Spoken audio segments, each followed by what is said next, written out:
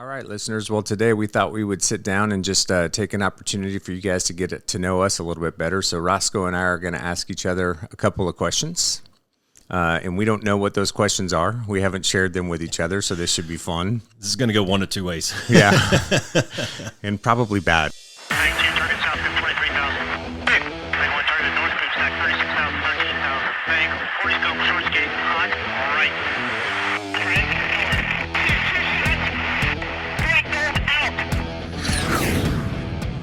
This is the Be One Change One podcast, where our mission is to help listeners define values, practice integrity, and inspire change. Our vision is to mentor men and empower them to achieve more by taking responsibility for shaping their own lives. He's CAS, an evolving man who has been shaped by adversity and continues to grow through his imperfections. And he's Roscoe, an imperfect work in progress that tries to suck less every day. Between us, we have over 40 years of Air Force fighter pilot experience with countless hours as trainers, instructors, and mentors. Join us and learn to take responsibility for your own life as we dive into subjects from leadership to resilience to vulnerability. Be the one who changes their course. Be decisive, driven, and purposeful. Set the example for others. Lead. We wish we'd had this show when we were younger men. Be the one. So I guess we decided that I'm going to start. So here we go. Shoot.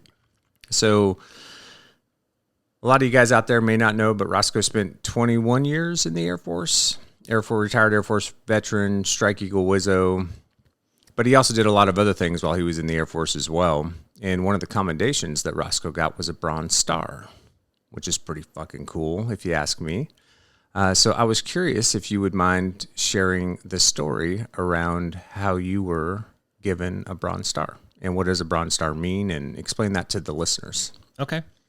What's it given for? The way that I understand it is it's generally, and this is probably a gross generalization, but it's generally designed to be given for leadership in combat. And there's kind of two ways that you can get it, as far as I can tell. Is one, you can do something very heroic in some sort of leadership capacity, and that could be just taking one for the team or dragging your buddy out or whatever. And typically those are going to be the Bronze Stars with a V device for valor. Yeah, for valor. Something valorous, right? Is valorous a word? Is that the way you say that? I think it's just for valor. Just valor? Yeah. Valorous isn't a word? I don't think so. Oh. It might be. I don't know. Well, like I said, I'm an English major. I've said this before. I can say it and spell it and use it in a sentence. So anyways, you get a Bronze Star with a V device, or you just get kind of a plain old Bronze Star, which is what I got. And generally, I think it's just for leadership in combat. So there I was, 2011, spring of 11. I'm on a deployment, a 6-month deployment as an air liaison officer, and we're outside of... What do air liaison officers do? So we are the advisors to the Army ground component commanders. AKA pounders. Yeah. So that we can assist him in executing his ground schema maneuver. The example that I always use, and I joked with the 06s, the Army 06s about this, is, you know, they're all full of piss and vinegar going, hey, we're going to go take the hill. And I'm like, yeah, but sir, I can blow the hill up.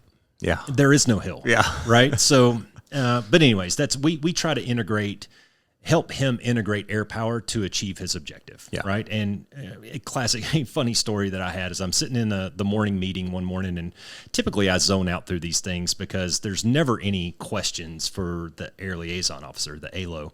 I'm sitting over there drinking my coffee, daydreaming about what I'm going to do for the rest of my day. And the 06 goes, hey, Roscoe. Yeah. Sir, can I shoot Hellfires into Pakistan? And I almost dropped my coffee mug. Yes, but hold up. We need to talk after this. The rules of engagement at the time were liberal in a sense, yeah, but they had left and right boundaries. Sure. And he needed to know how he could do this, because we were right on the Pak border at the time, and bad guys were coming just into Afghanistan, shooting missiles and shit at us, and then going back into Pakistan because they knew that they were safe over there. There were provisions in the ROE to where we could pursue them to an extent, but he and I had to sit down and have a conversation. But at any rate, so 2011, in Afghanistan, I am stationed west of Kandahar at a little postage stamp forward operating base, FOB, called FOB Wilson. The whole thing is maybe a mile long and maybe a half mile wide, so just enough for you to run around the border of it and get a decent workout. Yeah. we had a what's called a FARP, forward air refueling point. So we had a lot of helicopter traffic coming in there, and our base, our FOB was, our whole area of operations was along a river valley, and it was very high traffic for the opium and marijuana and cocaine trade and heroin trade down there. So we were doing, this was also right about the time of the war where they were changing over to counterinsurgency or coin operations. Yeah. And so we were busy, dude. Like we were doing operations. I mean, no shit. I think we did something like 75 air assaults during the 6 months that I was there. Yeah. So, I mean, do the math. That's like one every 2 or 3 days, right? Yeah. So, I mean, we were jobbing, and each one of those air assaults is like days of planning and coordination. And we were executing also what was called JTMs, Joint Task Messaging. And so I was the lead on that, and I was coordinating a lot with the CAOC, the Air Operations Center over in Al Udeid, to do all the targeting for all of these pinpoint drops. So they would go out, the ground guys would go out and they would identify where all the bad guys were living, or where they were making IEDs, or their drug safe houses or whatnots. They would pass that over to me. I would help work with the CAOC for the targeting on that. And then we'd bring in a B-1 bomber or a couple of Strike Eagles or a flight of Vipers or something like that. And they'd drop off all their JDAMs. We schwack, 15 targets in one pass kind of thing. And it's like, I don't know, there's like 20 people involved in the execution of this. And I remember standing up in the TOC. Our TOC was like a theater style TOC. That's a tactical operations center for those that don't know. I remember standing up in this thing and right next to the battle captain, and he and I just quarterbacking these whole things. And we maybe did 20 of those. I mean, it was pretty awesome. Yeah. Because it was just, it's just like bam, bam, bam. Things are hitting, The coolest one was we brought in 2 B-1s. They were opposing each other. One's going west, one's going east, and they hit 10 miles from the targets or so, and each of them checked 45 degrees right, so they check away from each other, open up their bomb bay doors, like 50 freaking bombs come out, and we're sitting in the TOC. This is like 2 o'clock in the morning. We're sitting in the TOC, and I thought the TVs were going to fall off the walls. And now these targets are, 15 kilometers away, but that much tryptanol going off at the same time. It was awesome, dude. That's cool. Yeah. So there was that, and then the heading up of all of those air assaults and all of those targets that we killed, and then just the normal day-to-day ops of leading my JTAC team. I think we had 35 spread out through our AO at that point, and I was kind of the ringleader for them all. And then the swap out of the 2 different brigades. So when we were getting ready to leave in May that year, a whole new brigade was coming in with a whole new set of JTACs and ALOs and all that. And I kind of headed up a major portion of that, what they call a RIP, a relief in place. Sorry. And so for those reasons, it was almost like a culmination. Yeah. And for that, my brigade commander put me in for a Bronze Star. That's super cool, man. Yeah. So the Army guy put me in for a Bronze Star, and then the Air Force approved it through Army channel. So it was really, really kind of weird. I mean, even though the Army nominates you for this, the Air Force still has to give it its blessing. Approval. And then it goes back to the Army channel. So it was actually an Army general that signed off on it. Right. But the Air Force colonel had to kind of go, yeah, okay, fine. You know? So whatever. Thanks a lot, Colonel asshole. Yeah. Whatever. Right on. So anyways, long story, but no, that's cool. I basically did my job and got a ribbon at the end. Right on. So sounds like you did a good job. I like to think I did a pretty good job, but I would also like to think that anybody else would have and could have probably done that. That's a lot of support for those guys though on the ground, man. Who knows how many countless lives you guys may have saved over the course of time with all the air missions that you guys planned and executed. Yeah. It was a fun deployment, man. I was a little bit hurt about working with the Army at first, but it turned out to be really, really challenging and really rewarding. That's cool. I learned a ton. Yeah. Like the Army speaks a completely different language. Oh, it's all doctrine too. They're so tied to doctrine. It drives me out of my mind. It was crazy. It was crazy. Did I answer your question? It did. Sweet. My turn. Okay. I'm going to go a little lighter. Okay. What book are you currently reading? I just started a book called Primal Leadership. I don't have any idea what it's about yet, so I don't know if that's a good question or not, because no kidding, I just cracked it. So I just went on for 6 to 9 minutes. Yeah, you got to do better than that. I'm sorry, man. No, Primal Leadership. I can tell you about another book that I'm almost done with, but it's sci-fi. It's a great series. Okay. Yeah. for it. So there's this guy. His author. His name's Richard Fox. He's a retired Army guy, actually, and he wrote this series, The Ember Wars. So he did the series called The Ember Wars. I love sci-fi, and so it's all about basically there's this race that basically obliterated their own galaxy with advanced technology accidentally, and they're moving towards. Oh, this sounds familiar. Yeah, and they're moving towards the Milky Way, but it's taken years, right? But they send this whole thing of drones out ahead of it to basically like cleanse the Milky Way of any life. So if they come up on a planet that had civilization, but there's no longer civilization there, they kind of maintain the status quo. They make sure that none of the stuff that was there, so they can study them, is destroyed or anything. But if there's any kind of sentient life, they wipe it out. So this other race is trying to. Long story short, there's a whole bunch of races in the galaxy nobody on Earth knows about, right? And one of these is a race that sends out these probes, and these probes are like AI almost, if you will, and they kind of calculate whether or not they can get to a place where they can do something to help. And if they think that they can, then they move forward, and if they don't, then they kind of like self-destruct. Well, one lands on Earth, and this guy gets it, and he ends up doing this skip jump drive thing where when the Zeros drones arrive, they kind of like skip ahead in time, like a time slip thing, but then they come back, and when they come back, it's 30 years later. Everybody on Earth is dead, and there's just a small contingent of drones that are still on the Earth.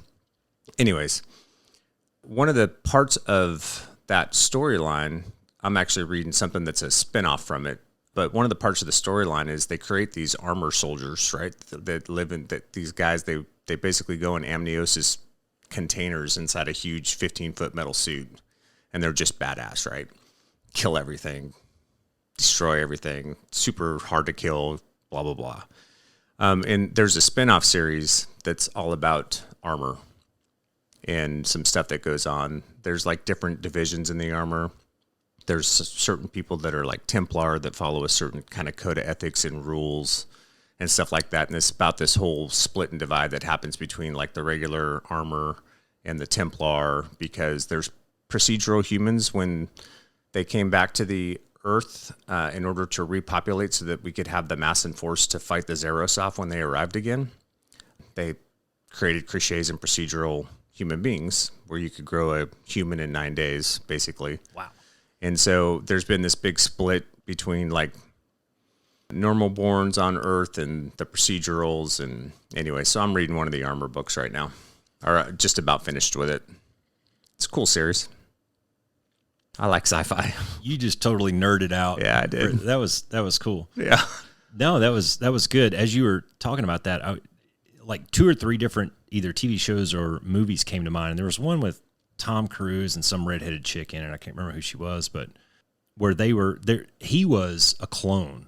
Like at the end of the movie, you find out that there's multiple versions of him, but it's kind of that, world after the apocalypse, and they're here to maintain the drones and whatnot. That was a pretty good one. And then there's a show on Amazon called Another Life, where this chick is, she's in charge of a ship full of people and AI and dudes and whatnot that are going out to meet this whole new civilization way out in the middle of nowhere. And maybe it's another galaxy or something, but it's a very interesting show. You might like that.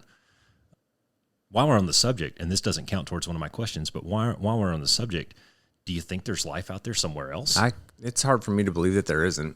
Yeah. Just based on numbers, right? Just the vastness of space too, right? I mean, every time we put a new telescope up in space, we find all these other galaxies. I mean, how many millions of galaxies have they discovered at this point, right? And well, did you watch there's a series on Netflix called Unknown, and one of the episodes, I just watched it a couple nights ago, was on the James Webb telescope. Yeah. And so they took a picture, the first picture that they took with that James Webb telescope, I mean, it's, a foot by a foot or so.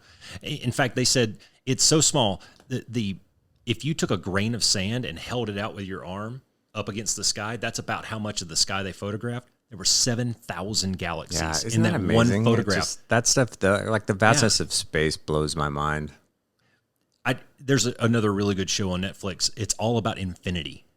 the whole thing, it's like 2 hours just talking about the concept of infinity. And I can't get my mind around it. Yeah, for me, it's hard for me to believe with as vast as space is that there isn't some other blue orb circling around something somewhere that doesn't have some kind of sentient life on it. But that's just me. Well, I think the law of averages. Yeah. Kind of. I mean, you know, we're a little bit nearsighted, I think, in our, and maybe it's because we just don't have the fidelity to see there yet. But we're a little nearsighted in our search thus far. But when you take into account the amount of galaxies that are out there and the amount of stars in each galaxy and the amount of stars in those galaxies that have some sort of planetary, you know, something going around it. Yeah. I mean, the odds are. Yeah. Well, and the point odds are there is stay curious, right? Because 80 years ago, we all thought we were the center of the universe. Yeah. And that's obviously not the case. Yeah. You know, and this is, we have some really good conversations, you know, not to go into religion and theology or anything like that, or creationalism or anything. But gosh, man, I mean, the things that we've found out in the last 2 centuries about us and the universe and where we are and how we fit and all that stuff. I mean, Copernicus, what was it, less than 1,000 years ago? He proposes to the church that we are not the center of the universe, and they like threw him in jail and killed him or some shit. I know, right? Crazy. And then like 100 years later, they're like, "Oh yeah, hey, you remember that Copernicus guy? Yeah, he turns out he was right. Yeah, our bad." You know, so it's one of those things where it's like, okay, we don't know now, but who's to say that we won't know in 50 years or something like that? All right, you ready for the next question? Shoot. All right, this one's a little deeper. Tell me about a time that you failed as a leader. All right, so I think this one comes down to, I'll go ahead and tell you what I think the root cause was, and then I'll tell you the story. I think this one comes down to immaturity and ego. Okay. When I was a young enlisted guy, well, that's not even true. When I was about a medium enlisted guy, I'd been in about maybe 5 years or so. I was an E5 at the time, and I made the next rank. I made E6, and they made me a flight line expediter, which is to say that they put me in a truck to drive around with a radio and basically coordinate all of I was the quarterback for all the maintenance activities on the flight line. Sounds cool. It's busy, and I liked it. Every day there was a new problem to solve. That's why I really enjoyed doing that job, is there was a problem. I had X amount of people to solve that problem, and it was like putting together a puzzle. And the puzzle was new and fresh every day. The problem was one of my chief resources, well, 2 of my chief resources was time and people.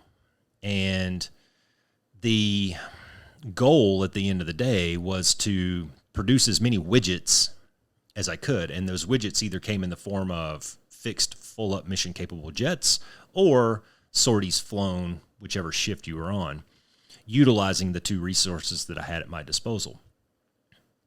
And I think I didn't do a good job on that simply because I didn't know how to manage those 2 resources and lead those people and inspire those people to do great work. Now, those people did great work, sure, but not because of me. Right. They did great work, I think, because they're awesome human beings and they were motivated and they just had that kind of innate drive to do well. Mission focused. You know, and to be fair, I mean, when you're a maintainer on fighter jets, there's a standard, right? And we accept nothing but that standard.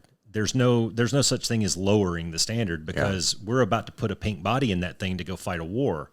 And the pilots that come out to those aircraft have to know that jet there's no flaws. Good to go. Yeah, exactly. There's no margin of error. 0. But I really wish that I could go back in time and have that year and a half or 2 years to do over again, because I can't help but think that I would have done things differently. I was a little bit of a dictator, I think. I was definitely a micromanager for sure. Yeah. And I'm not even going to use this as an excuse. I'm just going to say it for what it is, but I didn't know what I was doing, you know, and I don't think that I had matured to a point where I was ready for that responsibility. There's this thing in the Air Force where your level of responsibility that's given to you is usually given to you because of the rank that you hold, it's not commensurate not necessarily because you deserve it, Yeah. you know? And I knew people, even at the time, I knew people that were younger than I was, age-wise and rank-wise. I knew people that were younger than me that could have done a much better job, and I knew Yeah. people that were older than me that would have done a worse job. So the two don't necessarily correlate. Did you seek out a mentor during that time at all, or were you just like, hey, I'm Roscoe, I'm badass, and I'm going to make this happen? The stupid part is I had numerous opportunities to do so. I also had multiple and numerous people who tried to be a mentor to me. And I would sit there and kind of pretend like I was listening to be like, yeah, right on, dude. Okay, I'm not going to mess that up anymore. Or, yeah, I'll do things differently. But then once I got in the truck, I kind of did my own thing again.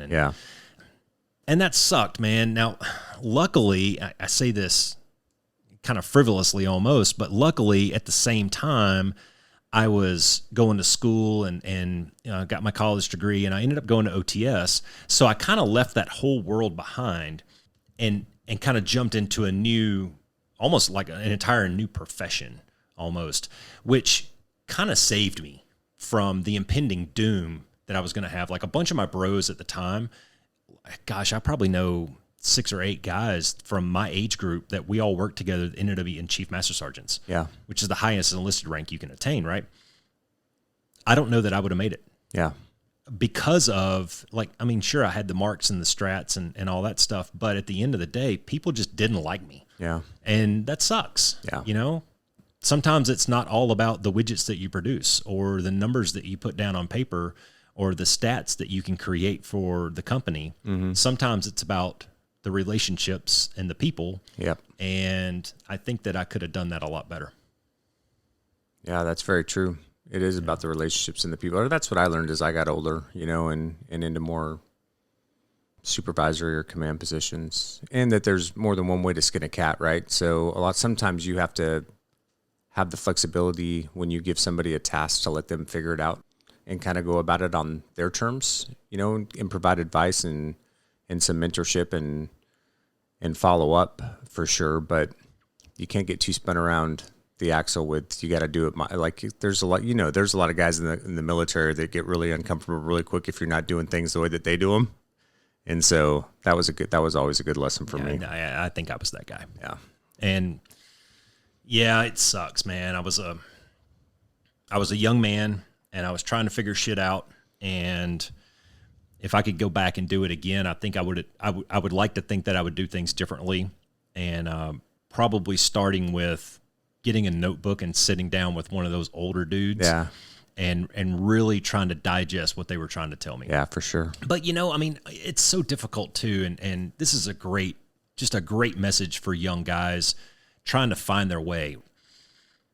When you're a young man, you feel like you want to prove yourself. Yeah. Right. And when you get thrust ahead of your peers, first of all, it feels good. Yeah. I mean, I was just on the phone with Nicky today, and he got some compliments from his leadership team at work, and they invited him to go out to lunch and meet with the bigwigs, right?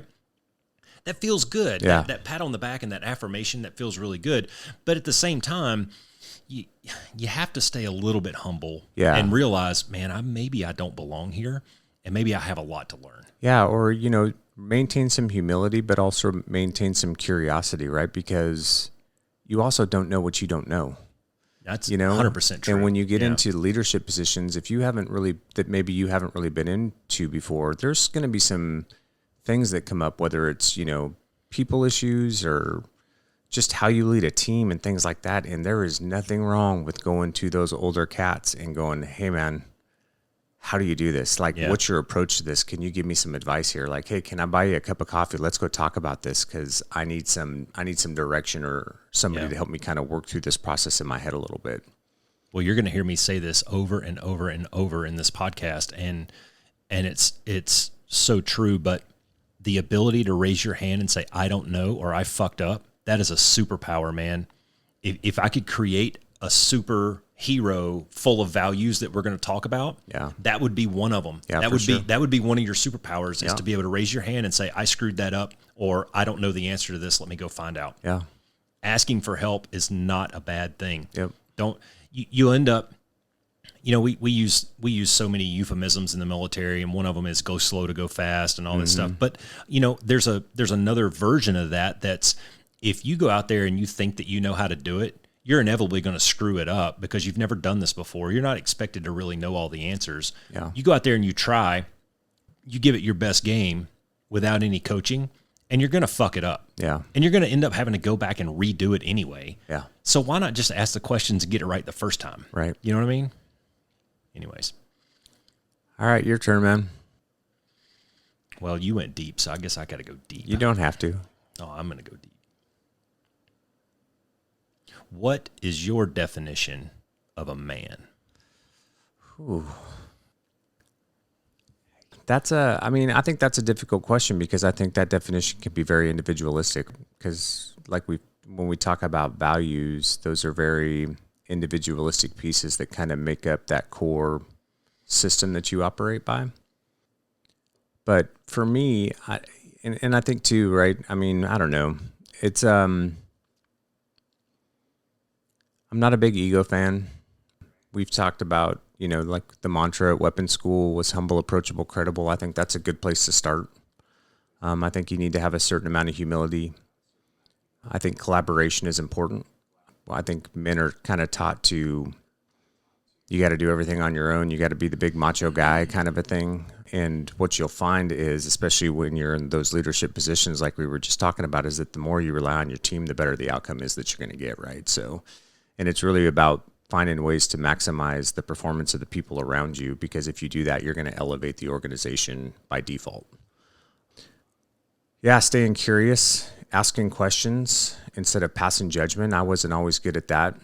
It was easy for me when I was younger, I think, to make some pretty quick snapshot assessments and judgments about people instead of maybe digging a little bit deeper and finding out what was driving that. Or, I mean, even if they were struggling with something, I can tell you stories about people in the squadron that were underperforming and everybody thinks they just suck. And then you come to find out that, dude's having a really hard time at home with his wife and they're about to get a divorce and nobody knew. So, there's always distractions in that sense. So dig a little deeper. I think one of the messages that men get too, right, is that you can't show emotion, you can't show fear, you can't show, dude, that's all bullshit, right? Yep. It's total bullshit. I've been scared a ton of times in my life. I've been scared in the jet. I've been scared personally, in relationships. Fear is part of it, right? So that's bullshit. And the whole idea too that we're not allowed to show emotion. I think the ultimate form of courage is vulnerability. And so when you can show up and be vulnerable, not just with the people around you, but also just with yourself and how you assess yourself and how you approach certain things, to strip some of that ego out of the way is really important. And vulnerable with the people that you love, right? And being a little more transparent and open and honest in your conversations with them is really, really important. So, yeah, I guess that's kind of, wave top overview. What I would say are the important pieces to me. Because like you were just talking about, right? Like being able to raise your hand and go, hey, I don't know what I'm doing here. Can I get a little help? That's vulnerability. Yeah, of course. And that also takes a tremendous amount of courage. Yeah. Right? Like it's also the most courageous way to show up. Yeah. So I think we find that a lot of these things that we talk about are circular. Yeah, they are. They're like one leads to another, or one can complement another, or one can counteract another. And talking about fear, and one of the ways that you can overcome fear is through courage. Well, how do you get courage? As I think about it, and the limited research that I've done on it, I think about it like this, man. And maybe it's the military brain in me coming out, but I'm a process kind of guy. I like step 1, 2, 3 kind of deals. And I think about the combination of preparation and discipline and confidence. And when you put those three things together, I think that can equal courage to a degree. And that's how you get over fear. And the process piece of it goes like this. I'm scared of heights. Well, I'm in Hawaii, and these dudes told us to go out, hike out here, climb the tree root or whatever, and jump off the waterfall and into the pool. It's like 40 feet, all right?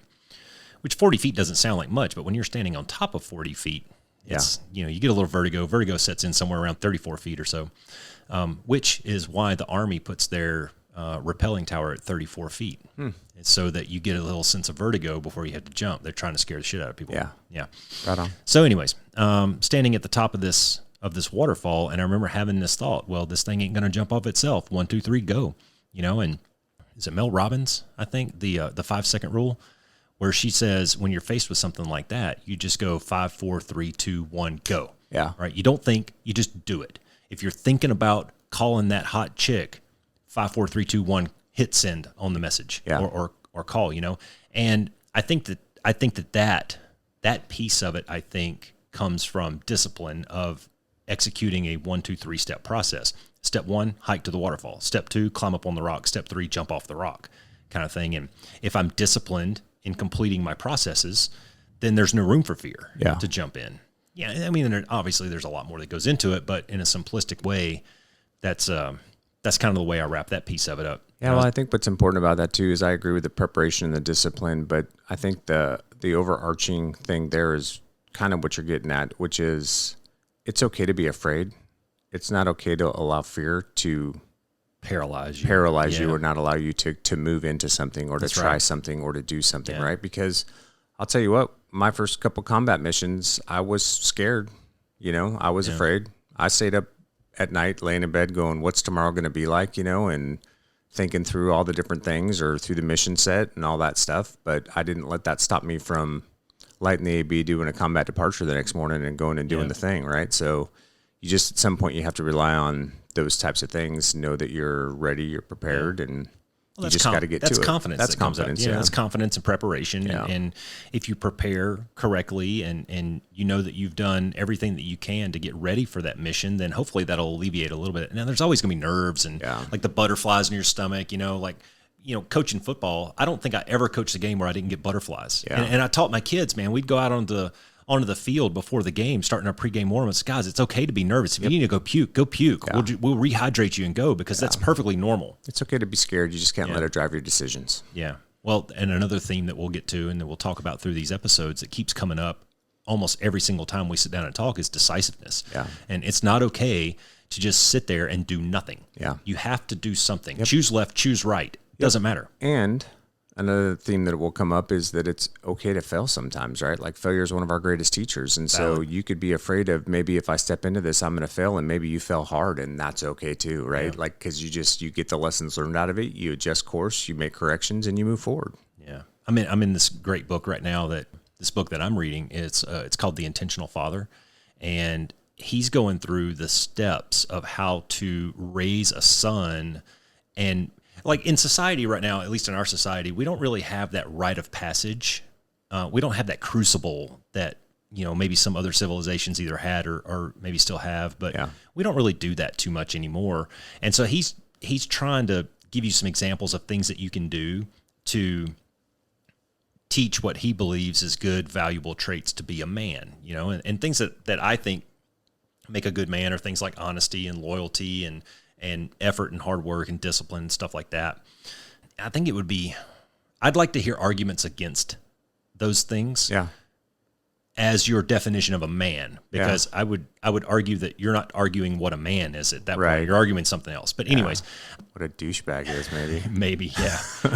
Instagram influencer, I don't know. But what one of the things that he talks about is competence and confidence. And I wrote that down the other day and just wanted to ponder on that a little bit. Confidence and competence. And I think that a lot of the things that you were talking about and a lot of things that I just was talking about can maybe be summed up in just those two words. Yeah, for sure. I don't know. Confidence is good. Develop the skills to win, You have to prepare. You have to be disciplined. Mm-hmm. And there's a big difference between competence or confidence and cockiness, right? And that's kind of where you see guys that have the bigger egos but are usually very insecure in some way. Which is why they show up that way, but at least that's been my experience. Well, maybe they lack a little competence. Or confidence, honestly. Yeah. Well, either one. True. So I think that those are all good. Yeah, yeah, that's cool. Maybe that'd be a fun one to deep dive into. Maybe in a later episode. Yeah, we should take a deep dive into what is manhood. Yeah, what is it about? What does it mean? Because we kind of scratched the surface of. We were talking a lot of what I would consider maybe professional analogies, but we could really go down into personal or family. Yeah. You know, I mean, you and I have both been leaders, heads of families for a long, long time. And I know that we have some similar, but maybe some different points of view on what our roles are as the head of that family or the leader of that family. So that'd be fun. Yeah. I have to jot that one down for next time, maybe. We'll definitely do that. All right. That was 2. Okay. So, first time you were shot at, since we're talking about fear. Okay. Well, this is going to be comedy. Okay. So there I was, knee deep in hand grenade pins in a porta potty in Afghanistan. Pants around my ankles. It's like maybe 2:00 in the afternoon. I'm dropping a deuce in a porta potty, and the whole fob starts to get shelled by mortars. Oh, no way. Yeah. So they used to, we had this tower in the middle of our fob that had a camera on top of it. And it looked like an old school TV antenna with a big camera on the top of it. And we could see almost our entire area of operations with that. I mean, you could read a guy's T-shirt from like 5 kilometers away. It was really high fidelity. But they would aim at that tower, and then they would just try to guess on the up and down to try to hit somewhere in the middle of the fob. Yeah. And for that reason, we had thank God they weren't good at what they did. Seriously, man. You know, you got to admire some of the genius that they had. Yeah, I mean, they were very to set these ingenious for sure. Set these rockets up in the middle of a field somewhere and put it on a washing machine timer. Yeah. I mean, that's pretty genius, man. Yeah. For some redneck engineering, that's pretty good stuff. Yeah. But we had our fob was like a maze all around it. Like you would, if I sketched it out, you wouldn't believe the route that I had to take to get from my tent to the fob. And yes, I lived in a tent for 6 months. It kind of sucked, but it was a maze of these giant, like 15, 20-foot concrete barriers. Walls, yeah.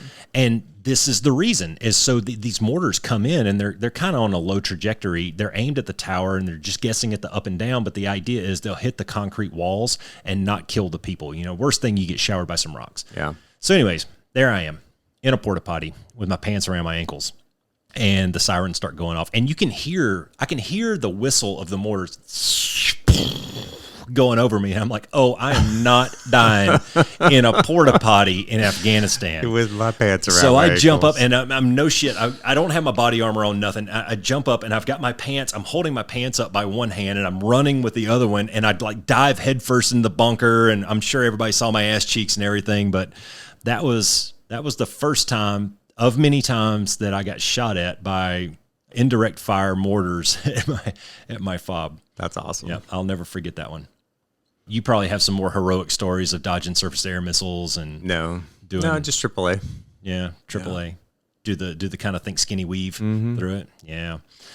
No, it was interesting. I do have a better story. I didn't get shot at, but I got hit in the head with a bullet. Oh, really? Thought that would get your attention. All right. So, as part of my learning process to learn how to better lead these ground pounders, I talked my leadership into letting me go out on a mission.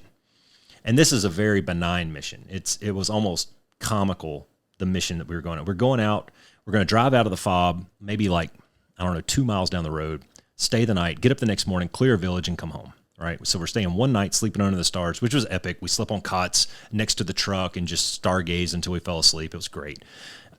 Next morning we get up, we go clear this village, and we found these giant piles of marijuana and heroin and all kinds of cool shit. And we arrested a few people, and it was great. And not a lot of work for us. You know, we're there to call in air support, and this is a low threat thing. And we did have a accidental discharge. One of the Afghan nationals accidentally pulled the trigger on his AK.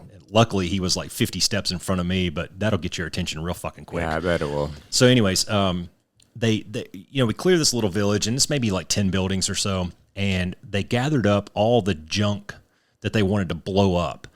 And there were some AK rounds in there and a couple other explosive, maybe like RPG rounds or something like that, and a whole bunch of heroin and a whole bunch of marijuana and stuff. And they put it in this big pile, and they do what's called a BIP, a blow in place. So EOD goes out there, and they line the whole thing with C4. Yeah. And we go over and we take shelter in this little. This was grape growing country, right? So they have these huts, and they're probably maybe 30, 40 feet long with maybe 10-foot high walls, and they're made of solid mud. So the walls are like 2 feet thick, and through these walls are drilled these like 2-inch holes, and they shove these sticks through them, and that's what they lay their grapes over to dry them out, kind of keep them sheltered, right? So we're taking refuge in one of these things, and we're eating our lunch, and we had our body armor off, we had our hats off, our helmets off, and we're sitting there eating our MREs or whatever, and just smoking a Lucky, shucking and jiving, and they call, hey, we're going to go fire in the hole in 5 minutes. And I was like, cool, I'm going to go watch this. So I jump up, I throw my body armor on, and me and my buddy, we walk out the front of this grape hut, kind of look in the direction where they're going to do this BIP. And one of us, I don't remember which one it was, says, hey, we should probably go get our helmet. Yeah, okay. So we go back, we grab our helmet, stick it on our heads. Fire in the hole, fire in the hole, fire in the hole. Boom! And I'm videoing this whole thing. I'll show you the video one day. I'm videoing this whole thing, and I go, oh, look at all the frag, because you can see it landing in front of us. You can see the dust coming up from all the frag, from all the shit they just blew up. We're maybe 500 yards away from this thing. And in the video, you can hear this zzz, ting. And I was like, holy shit, man. A freaking AK round. Fired off. Well, it blew up in the thing. Up. And it hit me in the head, in the helmet. Wow. And I turned around into the grape hut, and there it was, stuck in the side of that thing. And No I had way, it. man. Yeah, I kept it forever. I had it That's forever, and I crazy. lost it somewhere. I don't know where it went, but I'll have to show you that video. Yeah, you will. I told Katie about that, and she almost passed out. I bet. Not necessarily shot at, but definitely hit in the head with an AK round. Right on. Yeah. My turn? Yeah. All right. If you could eat only one food forever, what would it be and why? Tacos. Tacos. Oh, God, yes. I do some shady shit for good tacos, man. All right. Yep. All right. Tacos. It'd be tacos for me for sure. Tacos. God, I love them. Wouldn't have guessed that. Yeah. This is always a good debate at our house. Yeah. I love tacos. Wow. Okay. So, yeah. Soft shell tacos. I don't care if it's chicken. I don't care if it's steak. I don't care if it's pork. Whatever. Good tacos. I guess I was thinking about this in a little bit different way, because a taco is really a salad on a shell. Kind of, yeah. It's a combination of a lot of different foods. Yeah. Narrow it down to one food. Oh, like pizza or something like that. Well, Is that what you're getting at? Pizza's even maybe a combination of a lot of foods. I guess you could go pizza, but I mean, either way you go, you're not going to live very long. I don't. That's okay, man. Tacos are good. Yeah, fish tacos. That's what I'll do. I'll tell you then. Fish tacos. Good fish tacos. I could live off of good fish tacos for the rest of my life. And if I can't pick tacos, then it would be probably salmon. Salmon. Yeah, That's a good one. I could eat salmon for every day, all day, Salmon. Did you ever until go to I get Alaska? zinc poisoning or whatever for eating too much of it. Mercury, whatever it is. Did you ever go to Alaska? Yeah, well, I went to Eielson for a Coke Thunder back in the day, but never been there otherwise. Get a chance to go fishing at all? But I grew up in Seattle, man. We had great seafood Yeah. my whole life. Steelheads. So, yeah. Yeah, same thing, right? Yeah, trout, salmon, Yeah. all of it, crab. Okay, yeah. I forgot about that. Great Northwest. Yep. It's good shit. Yeah, we lived in Alaska for 5 winters, and gosh, you get so spoiled. I bet. I mean, I'm sure you were the same way, living up there with all the water and you got fresh water and salt water everywhere, and you just get so spoiled. Like, we'd go out and I'd pay $100 and go catch 100 pounds of halibut. Yeah. You know, and have you bought halibut at the grocery store? I know, lately? right? Jesus It's Christ, so expensive. man. Yeah, it's ridiculous. Yeah. I said chicken. Did you really? Yeah, because you can cook chicken a million different ways. That's true. You can do a lot of different things with chicken. Either way, we're not living long. Yeah. Katie says potatoes. Really? Because I guess for kind of the same reason. You can Dude, cook, yeah, that's true. You can do cook a them lot a with bunch of different potatoes, ways, right? and- Yeah. Makes sense. It's like Forrest Gump. You can have sauteed chicken or fried chicken or shredded chicken or chicken tacos. Or, Yeah, there you go. All right. So is that 3? That's 3. Okay. 2 more. Tell me how you stay motivated and focused on a goal? Nearsightedness. Focus on the near rocks. That's, I have this conversation with a lot of kids that I coach, and especially when you're young, when things seem so big and so daunting, you have to focus on the near rocks, man. And I kind of use the analogy with these younger kids of stacking up dominoes. lining up dominoes to make your big, beautiful picture that you're going to make when you finally knock them all over. But you have to knock them over one at a time. Yeah. And I'm just having this conversation with Caleb as he's getting ready to go to college about you can't focus 5 years from now when you get your diploma. Yeah. Or you can't focus on getting in that F-35 cockpit, which is one of his dreams and goals. You have to focus on what's the next homework assignment. Right. And you really, I mean, it sounds so easy, but it's so simple to lose that focus and start thinking about things that either you can't control or you can't control yet. Yeah. And for me, that's how I do it. Obviously, some of these goals that we work on, just like this podcast, man, putting all this podcast stuff together, it's a pretty big project. It is. And there's a lot that goes into it. It's not just plug a microphone in and go for it. Yeah. So I just wrote everything down on a whiteboard and started checking them off the list, man. Yeah. And it's really simple. It's not cosmic. It's focus on the front sights, man. Yeah, make a checklist and start working it. Yeah. What about you? Focus on fundamentals. Yeah, very, very similar. The motivation piece is, I think it's important, one, to make sure that you're setting realistic goals, first of all, right? But as long as they're realistic, that's just it, man. You kind of figure out what is the process that I need to go through to get there. Sometimes you got to ask some questions to figure that piece out. And then, make a list, start checking it off. If there's certain things that you got to learn or, kind of focus on the fundamentals, that helps you build what you were talking about earlier as far as the competence and the discipline and all of that stuff to be successful at it. And then you just keep pressing and don't take no for an answer, right? My first year I went to Embry-Riddle and I was in the aviation program. My first instructor at Embry-Riddle, we didn't get along very well. He told me I would never be anything more than a recreational pilot. Did that motivate you? Oh, hell yeah. Good. And I did 20 years in the F-16 in the military, was a weapons school graduate. I mean, did you send him a hand drawing of a middle finger? Yeah, I should have. If I could find him today, I would. No, I wouldn't. Yeah. But yeah, so I mean, and that's the other thing, right? Just I don't listen to the noise. Yeah. When you're focused on a goal, especially if it's a big goal, you can't listen to the noise. There's going to be a million people that are going to tell you can't do it or no, or just keep pressing, man. Well, you kind of have to be prepared to take an L sometimes too.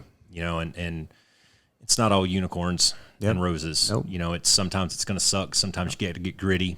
And I didn't catch it the first time you said it, but after you said it again, I noticed there's a word in your question that I didn't catch on, and it was motivation. And how do you say motivated? Well, there's a difference to me between motivation and discipline, and I teach it to my boys like this: motivation will get you off the couch today. Discipline will get you off the couch tomorrow. All right. It's easy to be motivated for one time or maybe two times. And I just had a meeting with a guy this weekend who said, he was talking about, I've been watching these YouTube videos to get me motivated to go and do XYZ. Okay, that's great. But what we want to do is we want to replace that YouTube video with something inside of you that gets you up and gets you going. And for me, and this is just a personal thing, but I believe that there's two voices inside my head at any given time, and one's my apathetic voice and one's my empathetic voice. And your empathetic voice is the one it's playing to your feelings about how, hey man, you don't really want to go on that run. It's really hot outside. That's going to suck and you're going to get overheated and all that. But then there's my apathetic voice who doesn't give a shit about my feelings. Yeah. And I call him inner quitter and my inner champion. And I named these guys, right? So my quitter, his name is Stan, and my champion, his name is Jack.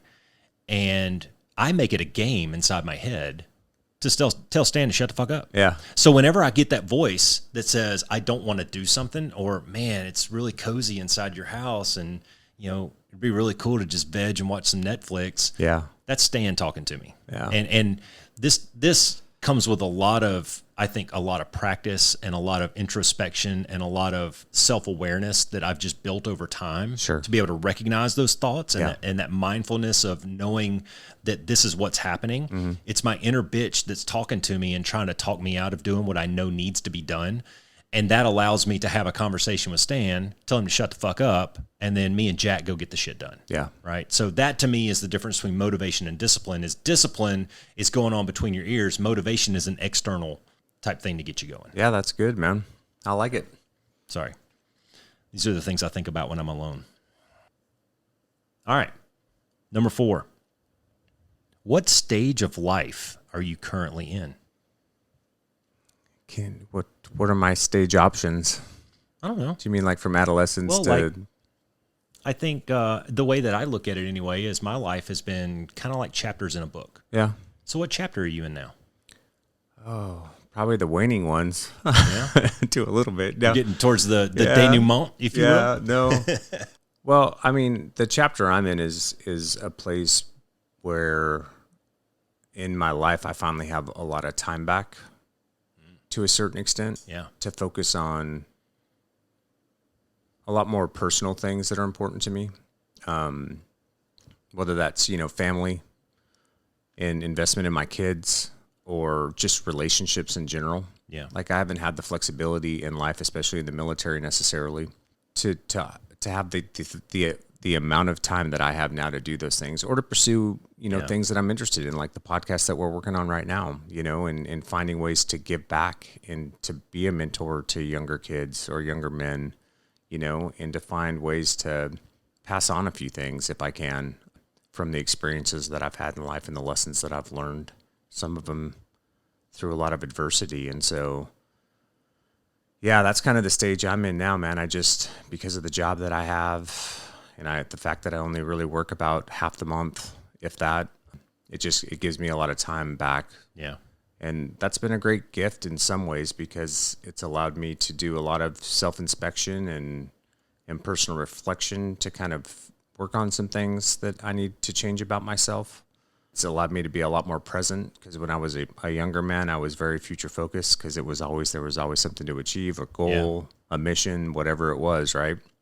And so I have to work on that a lot. And then relationships too, to focus on those relationships that are really important to me and to try to feed some time back into those things that I missed when I was younger. Yeah. I'm kind of there with you. I look at my relationship or I look at my duty to my kids in a different way now than I did maybe 3 or 4 years ago because they're older. My youngest just graduated. He's getting ready to go to college. Nikki's about to turn 21 and he's kind of getting his stuff together. And then Tyler's, 27? Yeah. About to be 27 and got a handful of kids. And, so they're, my role as a dad, as a father, as raising my kids, Yeah, I think shifts. I think I've raised them. Yeah. And I don't think I'll ever be done being a parent necessarily, but I think I've raised them and I like to think I did a decent job. Sure. Time will tell on that. The world will give us feedback on whether or not that was true or not. So now I'm kind of in a position where I feel like I need to be an example to them because they're not going to be sitting around my living room for me to lecture them anymore. Sure. Katie and I are about to be empty nesters, which is an interesting chapter to enter. Yeah. I'm looking forward to turning that page, but I'm scared to see what it's going to say. Same. We talk about this probably 3 or 4 times a week. We talk about, in fact, she just put up something on Facebook today and it was a memory and somebody had taken a picture of me and her. We were watching one of the kids play baseball and we're sitting in those stupid fold up chairs. And she and I are looking at each other, facing inward, looking at each other. And it was almost like we were reaching for each other's hands or something. And somebody behind us snapped this picture. So the baseball field's in the background with us kind of watching the field and everything. And it hit Katie today. She sent it to me separately, but it hit us both that for 20 something years, That's been life. we've been sitting on the sidelines watching these damn kids, Yeah. Rooting for them from the stands or being on the sidelines with them or whatever. And this is the first year that we don't have a ball game to go to. Right. And oh man, I don't know. Yeah. It's scary. It's like a blank page, It's like It you're turning this chapter in the book and it's kind of blank. Yeah. It's definitely a transition. Yeah. It's gonna be way different. It's gonna be way different. I wanted to say something though. You were talking about, your transition from going from active duty to retired, and somebody said this to me a while back, where they said typically when guys retire from the military, specifically the Air Force, but they end up in one of 2 categories. You either get Captain America or you get Fat Thor. Yeah, that's very true.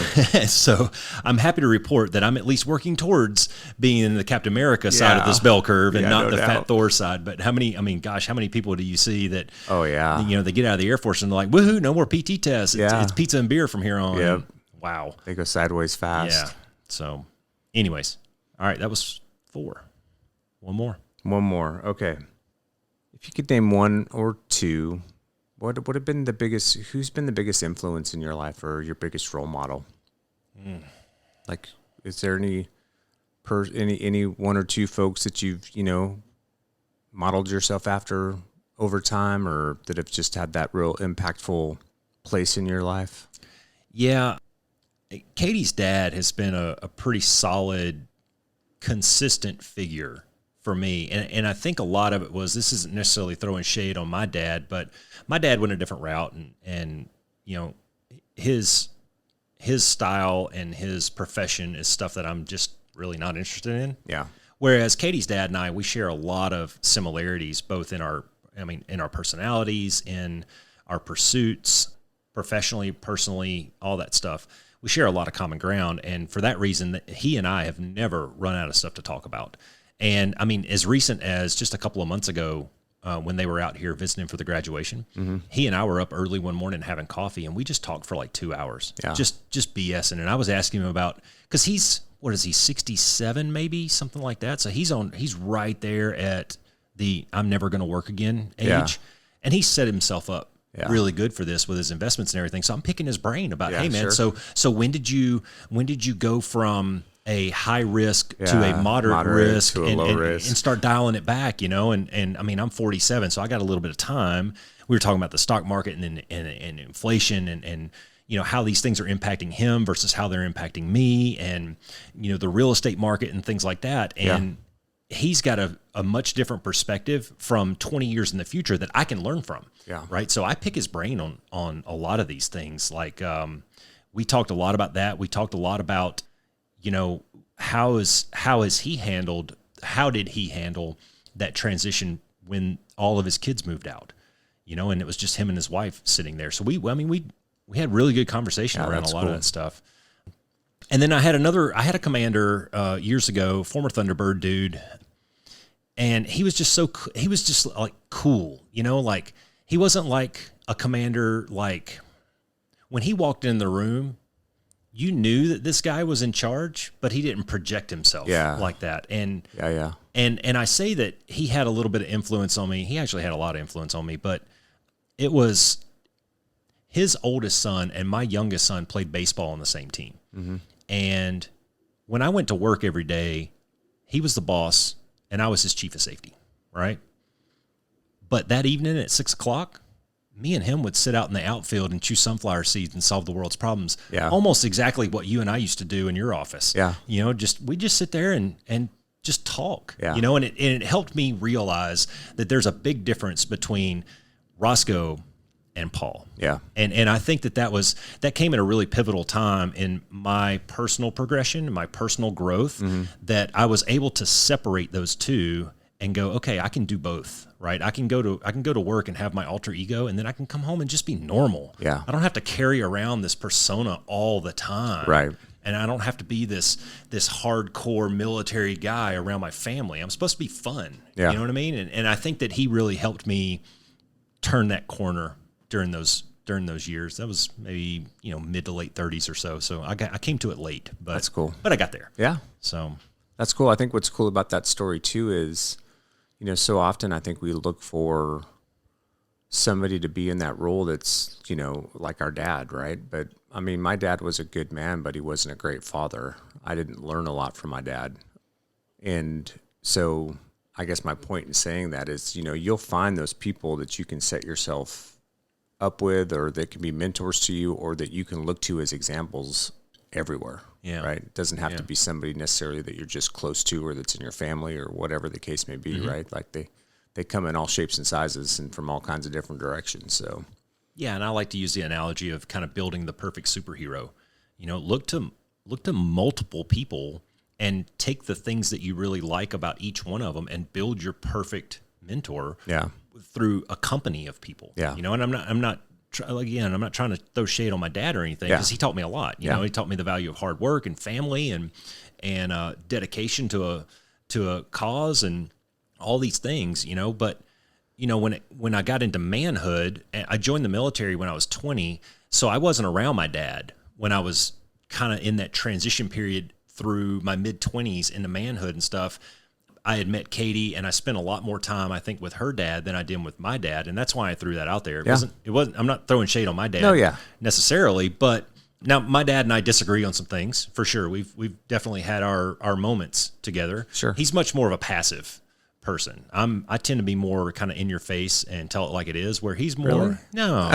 Say it isn't so. Where he's just a little more passive about things, and I don't personally.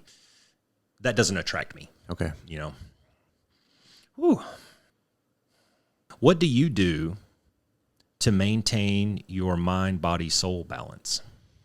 So for me, it is working out. That's really important to me. That helps with all kinds of things, from one, just staying healthy and staying in shape, to stress relief, you name it. I do a lot of reading. I enjoy reading. It's kind of a quiet, alone time for me, if you will, where I can just get into a good book and learn something new to try to continue to, challenge my mind, challenge myself, and move forward in those respects. And then for me, and we'll talk about this in the podcast a bunch too, because it's going to come up over and over again, because it's a theme that I think everybody struggles with, but it's, finding balance and between those things, right? So it's not just like, hey, I can do a couple of these little things and then boom, I'm going to be in alignment. Like, I'm not always in alignment. I'm not always in. So I have to try to find balance between my professional life, my personal life, the relationships that I have, how I show up for people. And then you have to try to figure out what those things mean to you, right? So like you and I have talked about this. I mean, I even told you guys this when we were in the 425th together. I'm an introvert. So at the end of a long week on Friday night, going out to me sounds exhausting. I need to go home and be by myself and have some quiet space, or be with my wife and just have some downtime for me to recharge. If I go out and party, or, go out and have dinner and hang out all night on Friday night, dude, I'm going to be wiped again come Monday morning, because I'm not going to get that downtime I need. And that's a process, and you just have to figure those things out for yourself, But so for me, it's just finding those times to get the downtime that I need so that I can recharge my batteries to get back out and do what I need to do from a work perspective, because it's basically customer service industry, right? Yeah. And then finding those things that keep me engaged. I mean, one of the reasons that I reached out to you about this podcast is because I needed something to help intellectually stimulate me. There wasn't, I mean, I'm not solving the world's problems every day anymore like we were doing in the Air Force, and flying a 737 ain't that hard, right? So So it's just finding those different avenues to keep yourself engaged, but then also provide that balance to give yourself the downtime that you need to recharge the batteries when you need to, as you kind of move through it all. Yeah. Does that make sense? Yeah, I think you did. I think you talked a lot about the mind and the body. What about your spiritual side, or your soul side, or, that kind of that third dimension to round it out? Yeah, well, for me, again, some of that comes from the reading that I do. Yeah, how I feed that, and explore certain aspects to that for myself. Mm-hmm. So I'm not a big spiritual Christian style person necessarily. That's not that I don't believe in God per se, but I've got my own thoughts around some of those things, and we could talk about those another time. Yeah. But yeah, that's how I do it. Podcasts that I listen to, different ideas or things that I explore through reading or research. That's how I stay in touch with that side of me.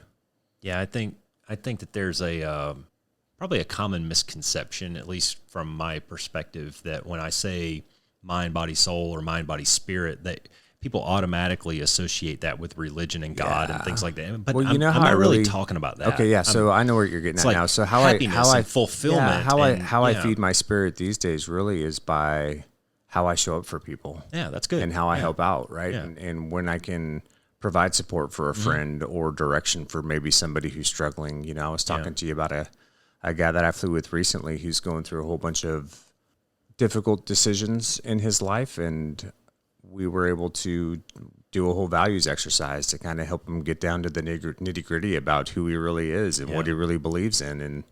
And that's, my hope is that helps give him clarity with some of the decisions that he's facing and has to make. So yeah, that's definitely how I how I feed that soul/spirit side of myself now. Yeah, I think it's important, and it's so easily overlooked.